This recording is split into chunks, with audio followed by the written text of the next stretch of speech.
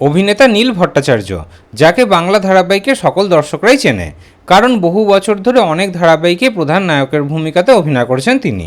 তার অভিনীত কৃষ্ণকলি ধারাবাহিকটি খুবই জনপ্রিয়তা পেয়েছিল। ওদিকে তারপর অভিনেতা নীল ভট্টাচার্যকে আমরা বাংলা মিডিয়াম ধারাবাহিকেও প্রধান নায়কের ভূমিকাতে অভিনয় করতে দেখতে পেয়েছিলাম। তবে তার বহু আগে থেকেই কিন্তু তিনি বাংলা ধারাবাহিকে অভিনয় করছেন।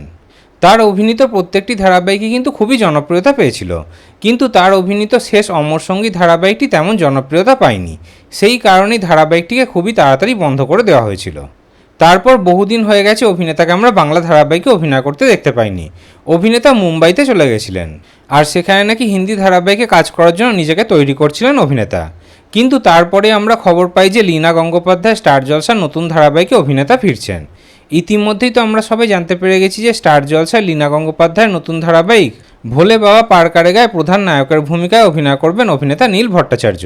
আর এই নতুন ধারাবাহিকে তার বিপরীতে প্রধান নায়িকার ভূমিকাতে অভিনয় করবেন অভিনেত্রী মধুমিতা সরকার।